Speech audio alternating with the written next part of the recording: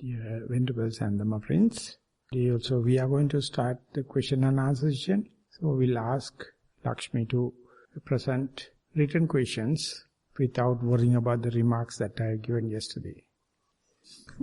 Today is less dangerous, Bhante. No poems. Dear Venerable Bhante, I am writing this with the great enthusiasm and encouragement of your comment yesterday, Venerable Bhante. Sitting meditation. My body and mind quickly settles down within a few seconds. Felt the nature of the in and out breath from the beginning.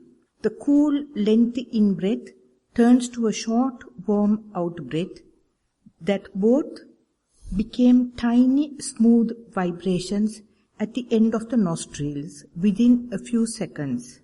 Though this in and out breath stayed calm and unremarkable,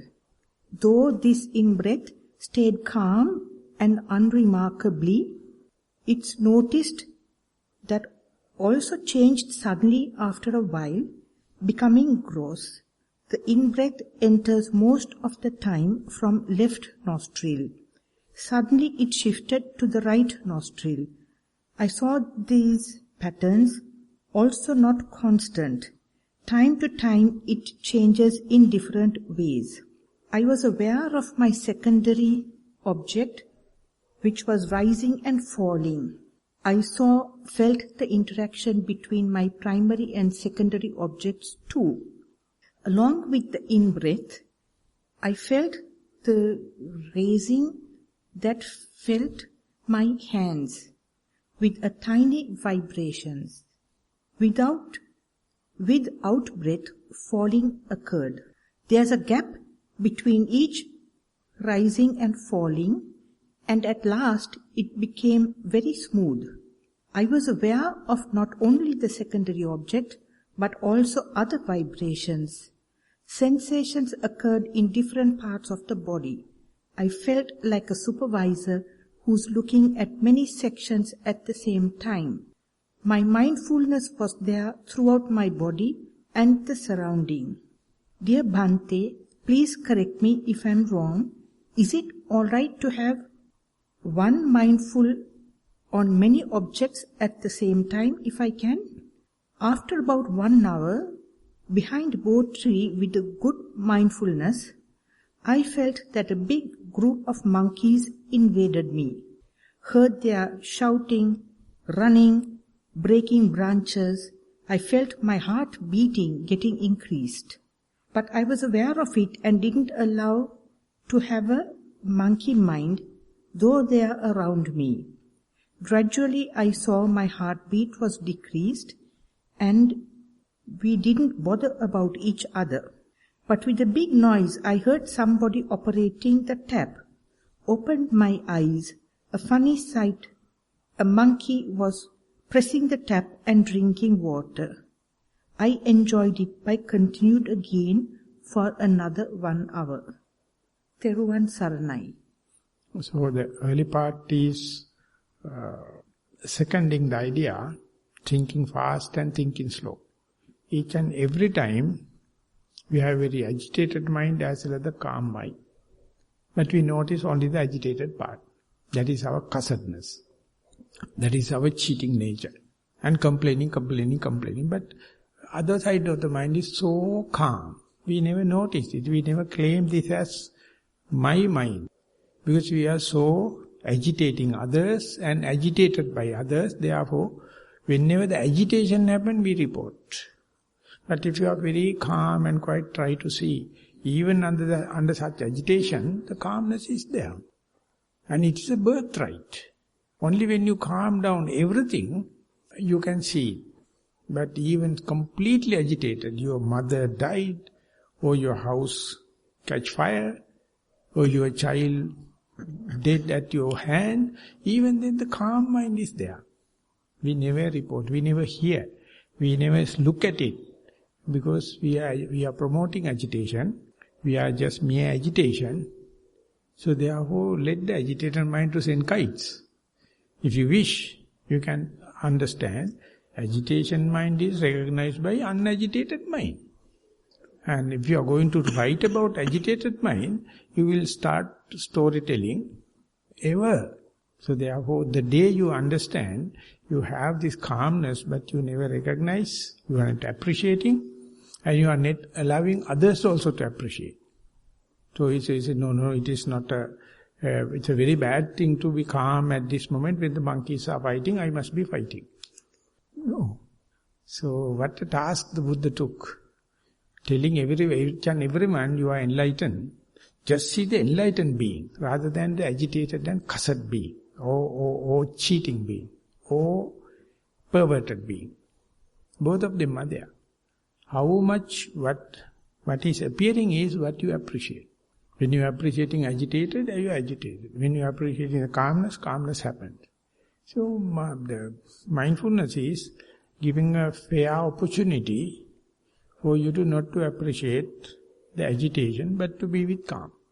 So this is, the animal can't do it, any other being can't do it, but person who is really, really compassionate about oneself, really thinking about the well-being, you can see no one can agitate me. Calm mind is there. There is agitated part, don't show it. Don't talk about, then you are associating, you are welcoming agitated people. Asevanacha balana. Don't promote that kind of monkeys. Be with your own peace of mind, then the Buddha will come. Then the other peaceful beings may come. Then you will say very boring. So Rajanish, the Osho, he says, if the Buddha and a commoner to come, I will never talk with Buddha because he is talking only one thing. The commoner just tells something and next moment next thing. So I will give an interview to the commoner, which is so cheating, so drastic, so dramatic, but the Buddha is very boring. So I will not give any interview to the Buddha, but definitely to the commoner. So within your mind, the commoner is available, Buddha is available, you are always giving the interview to the commoner. The day you understand the enlightened part, it's a birthright. Don't ask someone to come and catalyze it. It is up to you. That is what you call sammaditi. That is what you call yoniso manasikara. But if you are talking about the mistakes and this thing, that thing, you are agitating the world, you are polluting your mind, you are appreciating the agitation. So just see the silver line in the dark cloud, but don't explain the dark cloud. Don't waste time. Just see the silver line and you see what a wonderful person am I, what lucky person am I, because now I know how to see the silver line or find a reason to be glad under any circumstance. Thank you very much for sharing. We are going for the next question. Thank you, sir. Venerable sir, that was the first of 7 questions. Most Venerable Bhante, primary object is in and out breath at the nostril. Noted quick in breaths and slow out breaths. Thoughts came and went, leaving no impact on the process. Noted humid heat rising from top of the head and stay above. Noted much sweating from the neck, water, fluidity flowed down the body. Could return to the breath, which was subtle. Gentle breeze came and shifted the collected hot air, noted its coolness, neither liking nor disliking, returned to the breath. I feel progress is slow but picking up. Theruvan Saranai, may you attain Nibbana in this life itself. So try to keep that kind of a surveillance and observation. Continue to happen. So you see the maturity, basically in the quantity of the mindfulness. Later it will also give the quality also. So this is a kind of a catching, the momentum towards the quantitative mindfulness. Most respected Venerable Sir, much merit to you, Venerable Sir, for speaking on a theme that is so relevant to me personally, and I guess to others. I have 2 aspects to place before you, Bhante. One is a comment. One is a question. Comment is more on lifestyle. Recently I lived overseas for some years. It was a life of solitude and silence, often after working hours. My focus was the Dhamma. I found the experience wonderful. Occasionally, on socializing, I experienced the very aspects, Bhante, you are now elaborating on in your evening sermons. Whenever I came across what to my mind was seen as not wholesome, especially in the lifestyles of other Sri Lankan diaspora, I found my peaceful mindset upset. It was not black thoughts as such, but grey areas. I wished for my solitude rather than such company, but I knew living in a cocoon was not the thing. The Dhamma sermons are therefore very pertinent to me. Thank you, Bhante, especially as I am now back home with my family. Much as I am loved and I am happy to be back, the life of solitude I prefer. So the sermons I hope will help. 2. Bhante, in the UK I started getting a high-pitched continuous sound in my head during meditation and even after. Even when I am with eyes open. Always when I retire to bed at night. After return home to Colombo, it diminished, but then returned intermittently. Now during the retreat, it is back full force, like tiny bells, slight undulations to the continuous ring. Wondering if a brain tumor, I asked at Amaravati and the Ajahn said, he has it too. That is all he said. Said to make it the primary object. I didn't, as I have not seen this in any sutta. Should I, Bhante? May you reach Nibbana very soon. That sound of silence or listening to the inner voice is a very common thing, and it is nothing related to meditation. But anyway, you can take it as a milestone. It is called tinnitus. Tinnitus in medical field, some people consider as a sickness, and some people consider as a sign of solitude. Therefore, some consider as a irritation. Others consider as the happiness. Depends. So therefore, when we are translating Venerable Amaro's inner listening and sound of silence, Rani Rajapaksa found the sutta relevance into this particular sutta. It is called Sanamana Sutta, and she quoted it. When the Buddha was solitude in the forest, no second person, but there was a deity living in the close by tree, and so boring that deity come and tell the Buddha, Tite majjatike kale, pakhisu sannivesesu, sanamana braharanyang, piti bhayang sanjatang viya. O Bhante, when even the birds are flying, birds are silent, birds are sleeping in the midst of the night or the midnight, there's such a huge sound, fear rises in me.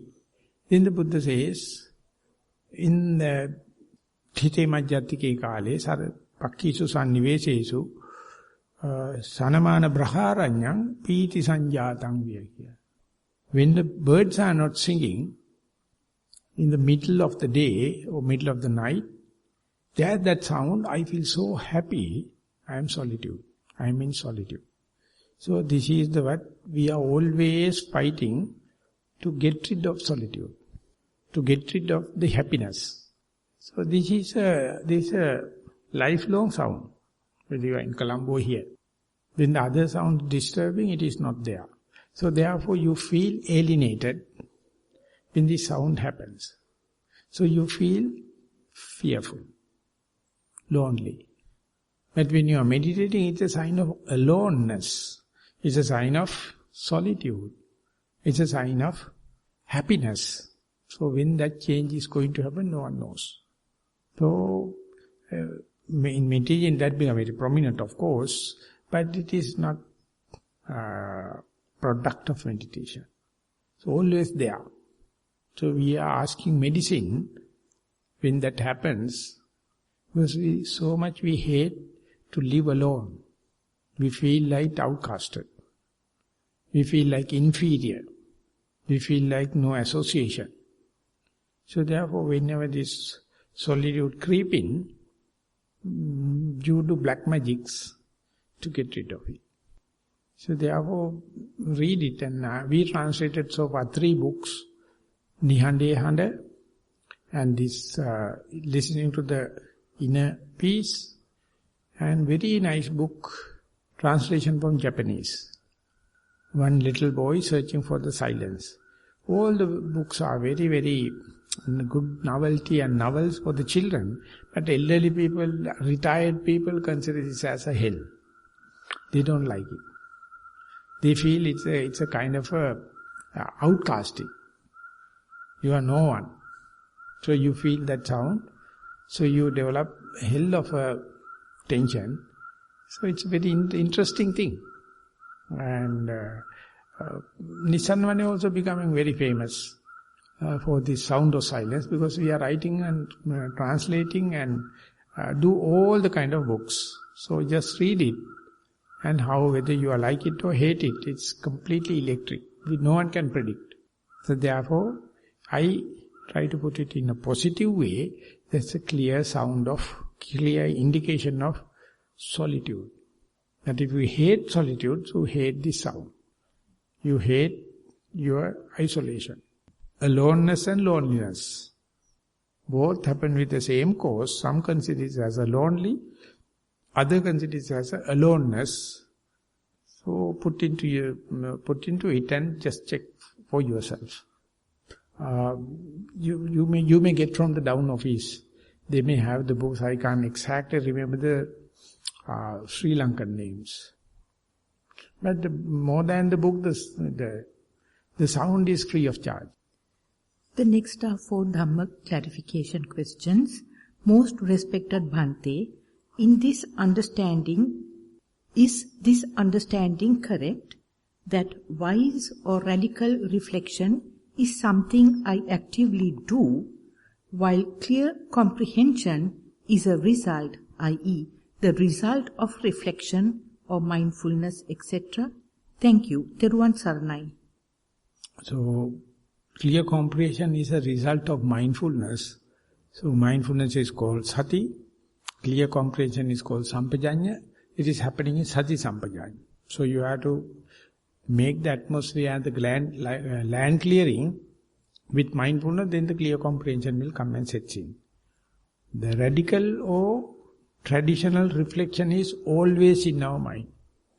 Whether it is which adjective you are using, radical reflection or traditional, that depends. As far as you are in a traditional reflection, you hate yourself. You uncompassionate with yourself. But when the radical reflection happens, you can find a reason to be glad under any circumstances. You can see only the silver line. Don't worry about the dark cloud. So everything is for the good. So it depends how. When it is going to happen, we don't know. So therefore it's a changing of the adjective. Whether traditional or rational. Ayoniso manasikara or yoniso manasikara. Whatever may be, you are always with manasikara. There is no mind without manasikara.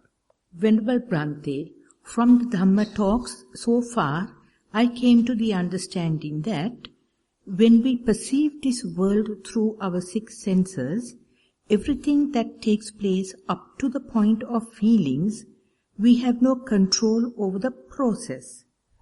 If at this point we are mindful of the type of feelings that have arisen, then nothing unwholesome will take place. Does this mean that in the dependent origination, links starting from ignorance leading up to feelings, one has no control over what unfolds? Is this part what is called Purana Kamma? Please clarify. Theruvan Saranai. Feeling is not the pivotal point. the contact, from the contact, before contact and after contacts. So feeling also somewhat infiltrated with our likings and dislikings. So passa, or the contact is the pivotal point. Before passa, we don't know. After the passa or contact only, it comes into our controllable sphere. So that is why it says passa vedana sanya chetana manasikara. After the passa only, all the series happen. It happened like a machine. You have no control because of your habituation. But when Sariputta says in Samadhiti Sutta, before the passa, Vedana Sanya Chetana happened, therefore whatever you contact, already decided by your directed dispositions, your early habituation, your anusaya. But that we can't verify, but it is verifiable to the Buddha. But we can take it into grant, the Buddha with the faith, and then you have to understand, you touch, explain who you are. What you see, that you are.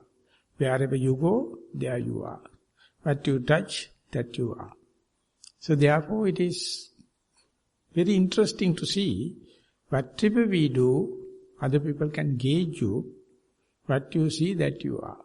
Wherever you go, there you are. What you select or what you touch, there you are.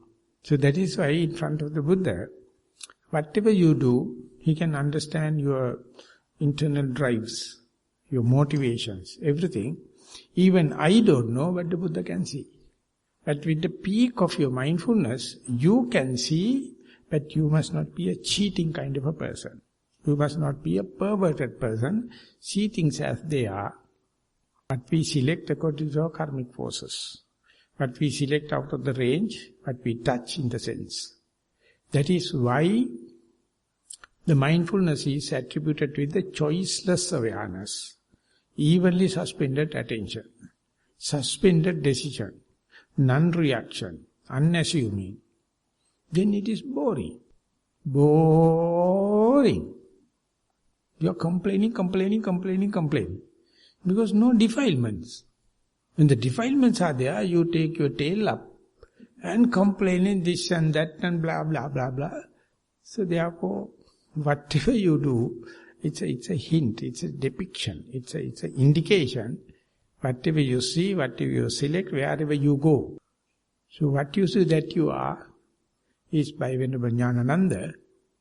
Wherever you go, there you are is by John Kabat-Zinn. And whatever you select, what you touch, that you are Venerable Sariputta. So test, put into that. Don't think that the outside world is blind. Outside world is very alert.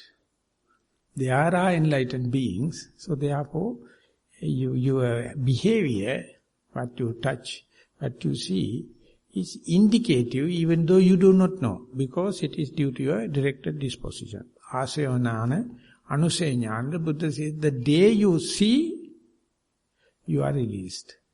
But you hate to see them. You wanted to see a very beautiful, decent person on the pedestal and you start whitewashing, I am so and so. But you are utterly naked. Utterly naked. Your whole behavior, specifically in the Buddha Sasana, in the dispensation of the Buddha, is indication. So you have to go and ask the seer, I am sorry, this is the way it happens. But I now at least know it is my own mistake. Please, will share and please let me know what is your impression. Rather than hiding. So that is what you call the yogi. You have to be a beginner. You have to listen from the others. Others will let you know, not always the truth. When you can't see because you are blindfolded, you are conceited. You are cheating others. You are carried away by the desire. It's utter ignorance. But whenever you see what a fool am I think so innocent, so childlike. I am not childish, childlike. No tension, no frustration. You are not assuming. and so and so. You are not reacting. It must not be too like that. You are not choosy. Good and the bad, let them happen equally. Primary object and the secondary, let them happen equally. Mindfulness and no mindfulness, treat equally. So it may appear very irrational and bizarre. Then only you are living. Then only you are fully alert, anything to happen. Don't be with the prejudgmental idea, preconceived idea. Let the thing happen. See what my body is going to do. See what body knowledge is doing. Don't ask someone. Take the consequences. Always it is refreshing. And on top of that is very aesthetic. It's beautiful. No friction. For sure, no pollution. So just try to be simple and be aware. Whatever we do, it's a hint to the outside. So be humble, be innocent. Then very easy to listen to the Buddha and the instructions. Otherwise, internal chatter, internal reaction, internal criticism. You never listen to the Buddha because of your simple lack of faith. Shall we? Yes, Venerable Sir. Dear Venerable Bhante, on Dhamma talk, Bhante mentioned Sambojjhana. What is the meaning? 2. Bhante also mentioned about first primary objects, second and third primary objects come in very fast, one after another. Bhante said the second and third would be the same as the first primary object in speediness. Contemplated on the talk as I understand. All objects, they are mere clear, clean consciousness rising and vanishing in quick succession. There are no objects, but only when one labels them. Bhante, please correct and explain if I have misunderstood. 3. Bhante, what is the meaning of Sekha? Is this an Arahat stage? No more training? Please explain. May Bhante be well and happy. Theruvan Saranai. The first and the third one is related to listening and hearing the technical terms. So you better, when you go back, listen to your talks and there you will sort it out. The second part, the middle part, Mano Pubbangama Dhamma, Mano Settha Manomaya. Mind is the forerunner, mind is the leader, everything is mind-made. So this is the very starting point of the Dhammapada, that you may interpret in different ways. But in 1918, or even before, the scientist called Schrödinger, he wrote, the Schrödinger energy wave will collapse into matter when the consciousness interacts. If consciousness is not interacting, it will be just wave. When it interacted, then it will be either materiality or immateriality, either visual or sounds or taste, whatever may be. If the consciousness is not distracting, they are not distracting us. Our consciousness is the one going and labeling them, then that become an enemy or a friend or this kind of thing. So let that happen. Be mindful.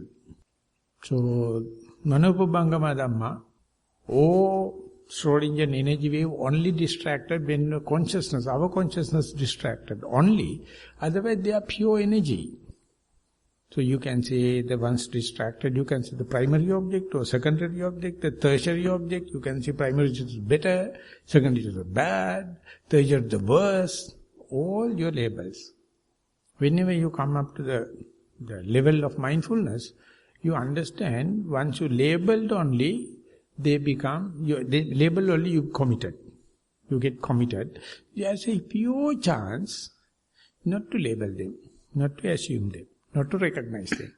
Then they will never give a trouble. So you are appointing troubles by seconding them. So therefore don't find fault with others except your ignorance. Avijja, Paccha Sankara. Sankara means your manipulation only as far as you have avijja. If there is no Sankara means you let things to happen. no vijnana. So therefore it is easier, but it's a subject of the Buddha. We can't verify it, but we can get benefited. We always find attribution to the others whenever something goes wrong. Without knowing, your ignorance is the root cause. So therefore, if it is something you have to get committed to the least possible. If it is not, if at all not possible. So the amount of tension and the frustration also, with respect to that, will be least. Otherwise you are always attributing to someone or the past or the future, lot of stories, endless. So therefore, it's a very, very against the grain kind of understanding, very bitter in taste, very difficult to start, leave aside the beginning. But we must be happy we have already started now. But it's giving so much of a irrational, radical kind of a way. So therefore, being a yogi, continue to be a yogi is the most difficult thing on the earth. Keep on striving. You feel like not to be a yogi and go back to the carnival and parties and all the kind of thing. But once you become yogi, even you go to the carnival, you are a yogi. What the hell of a thing. You can't sleep. Because in the night also, mind is contemplating. So therefore, I would say, becoming yogi is the worst habit on the earth. No escape. Drugs and rehabilitation is possible. Alcohol, anonymous alcohol, possible. This, I find very difficult. So therefore, don't ask anyone to come and meditate. It's a hell of a responsibility. So I asked the retreat organizer to do it. I come here for the talk and only for the question and answers. I am not asking you to come again. If you come, I admire. If you come, I admire. What a kind of thing. You have so much of responsibilities and all the kind of stuff. Still, you try to recognize yourself as a yogi. So in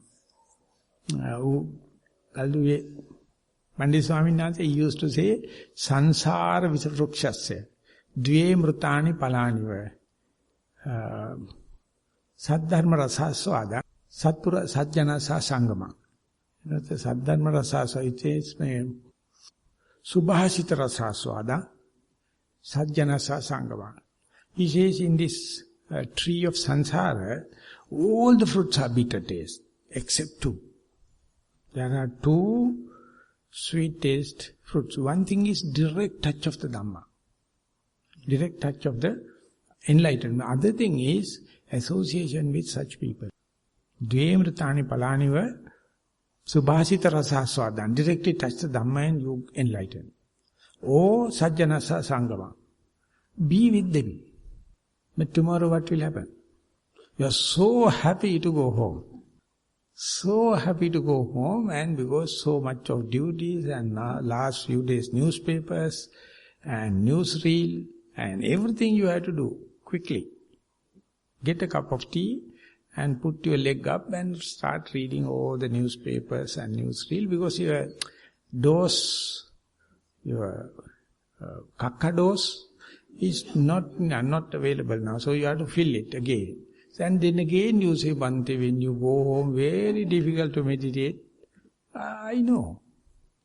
So therefore, being with, association with the good friends, very difficult.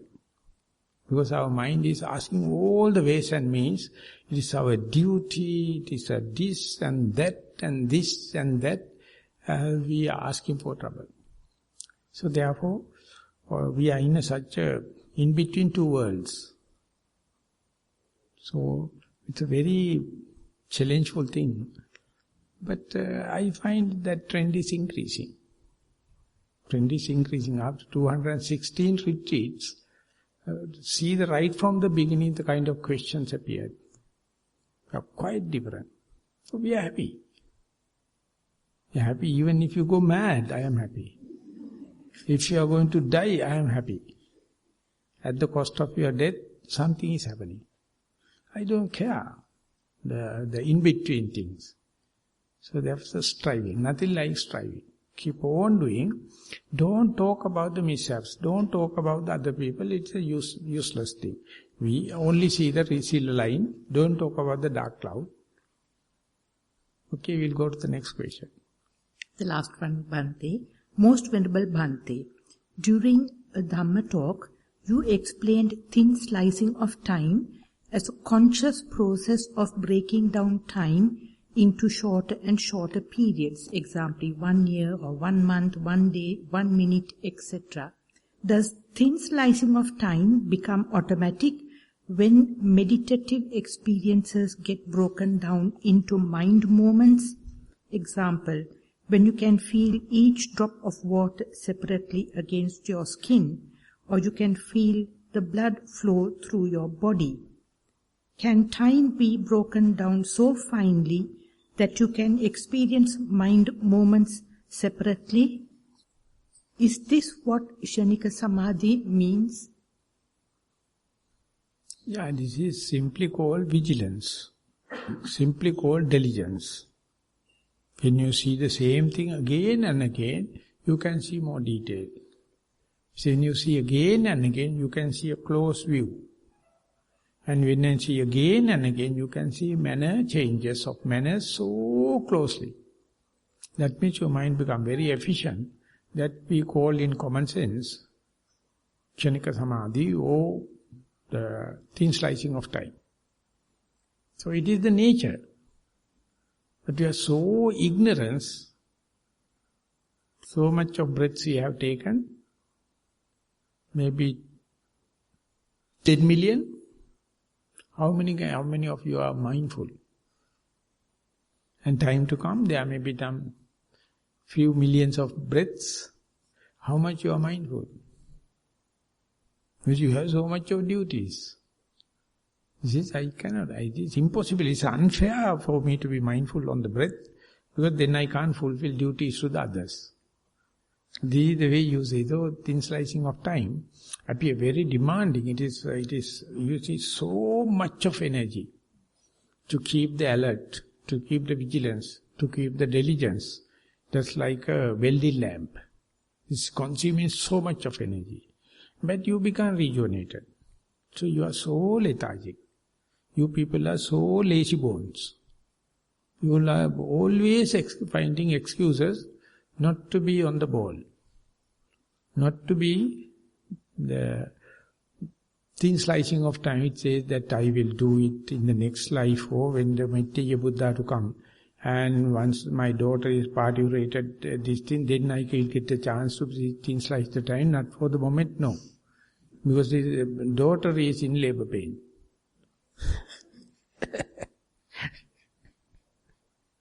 So lucky enough, males do not get that kind of a feverish feeling. Lucky enough, I don't have daughters. Either way. So thin slicing of time is very private and confidential.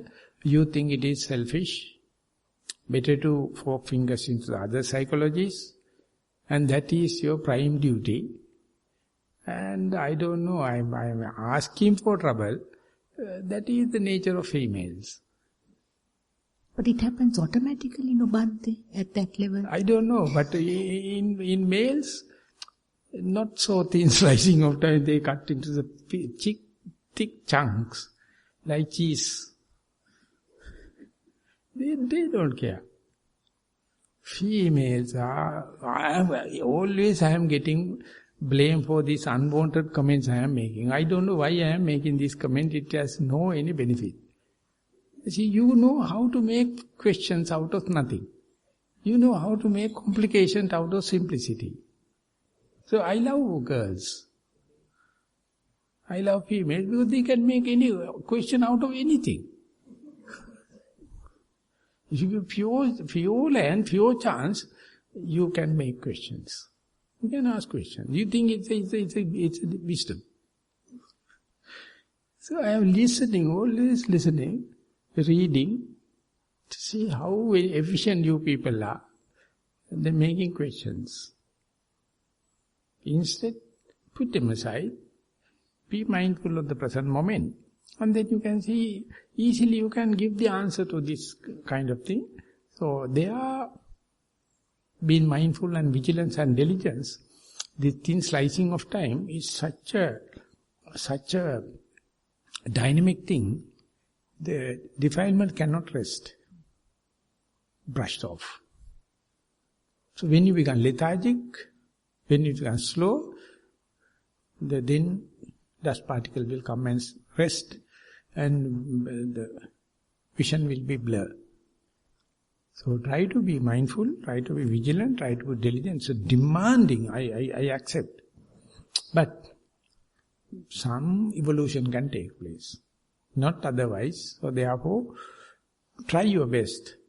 To be happy to the better part of the stories, you are on the way. Definitely on the way. Appreciate it. Then you will be the best lot out of the human beings, because we are living in the present moment. We are vigilant, and it's called dialectic.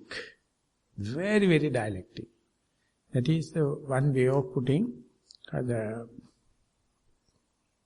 thin slicing of time or momentary dynamism. So Lakshmi is completely bewildered. No, Venerable Sir, I'm trying to fit in just a few of my meditative experiences into what the Buddha actually taught and how it fits in with what he taught and what it means. So that is what you call bewildered. So I have to know one thing. That's why we are on the path now. We want to get somewhere. So bewilderment is part and parcel on the path. You are talking nonsense. So we understand we are bewildered. That very understanding is the way to success, way to the sober understanding. When you are bewildered, you have to tell me. I have to tell you. May I ask a follow-up question? Yes, please. So for example, in some of the sutras, the Buddha talks of, let's say, the 11 different stages of the breath, or facets of the breath. Then he talks of the first jhana, second, third, fourth jhana, and so on. So how do these experiences fit into that overall picture that he draws for us? Over and over again he draws this pattern. So at the beginning you see the total and then chunks, and then slowly cut into pieces and go into the last pixel. More you go to the last pixel than the chunk, more dynamic. Then you see the system, everything is very stable. So that physics can show you. So when we are going to the school, we have been taught the molecule, the atom, and they were frightened to talk about the subatomic. And they told this is a God-created particle is the atom. From atom only everything. Few days time one person break the atom and went to the subatomic. They said that the God-created particle is the subatomic particle. That is the electron, protein, postron, the proton. And now bloody fellows are breaking now. E is equal to mc square. Energy is a mass. Then where is the limit? And when they become energy, it is thin slicing of time. It is so fast. But you take the moon as such and the earth as such, they are very stable things. So now where are we? So, okay, these are not jhana, no? These experiences are not jhanas. So then what are they? The Shanika Samadhi, where does it fit into? Shanika Samadhi is nothing to talk about jhana. Jhana is another subject. Yes, so in that range that the Buddha describes, let's take the Anapanasati Sutra and also other sutras. So how do these experiences fit in, or where do they fit in? That experience is becoming very lucid dream-like. Your experience is so lucid. More and more you become mindful and vigilant, that lucidity, the clarity, the crispy nature increases. So you can put into any form, whether it's vipassana jhana or samatha jhana, whatever it may be, you are losing. Ego is losing. Conceit is losing. The desire is losing. But you become energy. You become energy. You become just energy. But then what is the friction? What is the problem? What is the suffering? As far as your conglomeration and become myself and self-entity, you are fully hugging and absorbing suffering. And you are asking others to be sympathetic, you am in the suffering. But in the meditation you become nothing. So who is suffering? Where is the suffering? Who is to be inflicted? To be inflicted, you must be consolidating yourself. Egoistic, conceit, desire. So in meditation, you are in a movement from the consolidated form to the liquid form and to the gas form and to the energy form. Wherever you assume, accordingly the punishment happens. According to the suffering can happen. Shall we finish this? Okay, that was the last question, Venerable Sir. So we can open it up to verbal questions. Yeah. And I have to tell you something, you will not be happy. Tomorrow for this session I will not be available. So I have to go to Colombo for biometrics. So tomorrow final session I will ask Chandraratana Hamaduro to come because he is the bloody fellow who fixed the appointment. So you have to sympathize me because what to do? Biometrics for the visa. So I asked Shehan to tell, but he is not telling.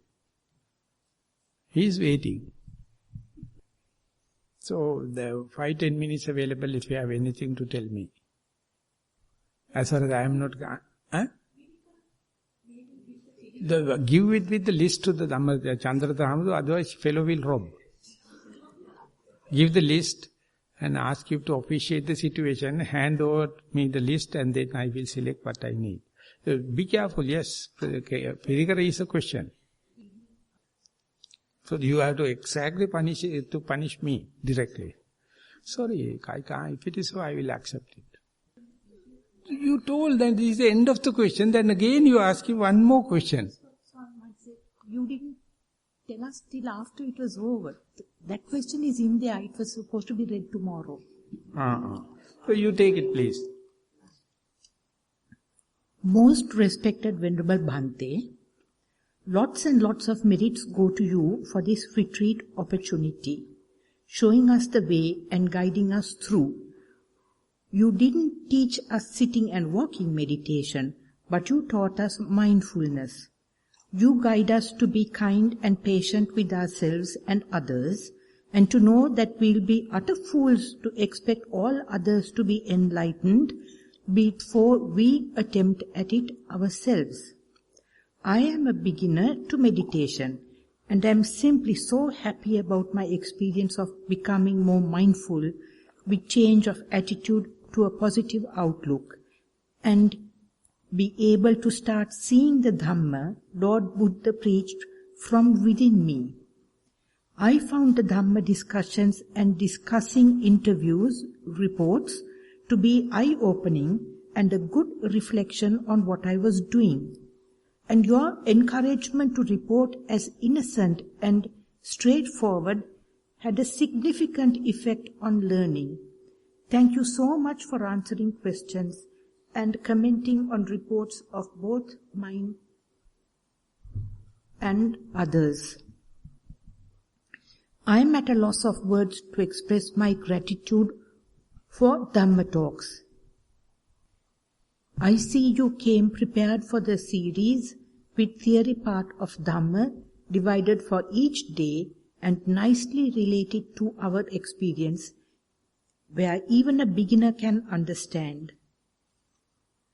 I find the monastery a peaceful place on earth and facilities more than basic and comfortable. Even Dana has more varieties than food we have at home, but by now all food tastes almost the same. Merits to donors and Danadayaka. I am very grateful to our retreat organizer who has been very nice, matter of fact, and organized from first point of contact over email and phone up to now. Thank you so much, and much, much merits to you. Thanks and merits to Ms. Priyanka for coordinating. Also much merits to Lakshmi Auntie for being so patient and nice, even answering my questions and guiding. There were many nice yogis supporting each other, mindful not to disturb another, and sometimes even going beyond mind your own business to help. Thank you. I think one another's support cater to the environment to meditate. As we all go home, I wish that we take our mindfulness with us. Venerable Bhante, may you live long and continue to guide many more. May you attain supreme bliss of Nibbana in this life or earliest possible. Theruvan Saranai. So that yesterday's one advanced. Yes. So it says that becoming innocence and becoming straightforward is kind of a learning. It's a utterly unlearning. It's a utterly de-learning process to become innocent, to become straightforward. So therefore don't put another bloody term, learning. It's a deconstruction. It's a de-learning and become innocent. So very, no cost, no method. Appear like destructive, but not destructive. You become like an innocent, newly born baby. Everything is very nice. So there's a poem I'm supposed to read. And I thought I was in the list, the Anuma's name was not there. Anuma's name, she was listed there. Organizer. You robbed that name. No. Lakshmi is just robbing the credit, robbing the game. I get caught for doing the Q&A, Bhante. Because I was waiting to hear the Anuma's name. It was not there, it is hidden. Never mind. So the poem, wish me luck everyone. I saw a lotus in the pond, spreading its fragrance beyond infinity. The ones who notice it would stop by and gaze at it, amazed by its singularity, a sight so pure the Creator herself would be in awe. Oh, bless her. For the exquisite Creator, from bringing life to a miracle that cleanses the dirt and dispels the darkness from a world full of unwholesomeness. Who is the writer? I don't know, I only just saw this. I can take a guess. That's the author. Thank you. So no harm that even whether I come tomorrow or not, because this is what I am listening even in tomorrow. But I have to be there in 2 o'clock or something like in Colombo. So if I am going to finish it and definitely get caught up in the traffic jam.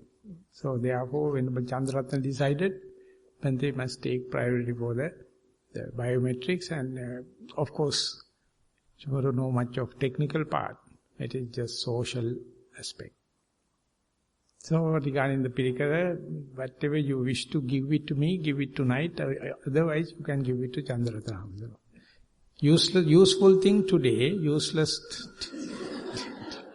thing to Chandraratna. Good, present it with the good packing. I mean, that is the marketing. Okay, thank you very much for the participation. We will be meeting at 3 o'clock for the group sitting.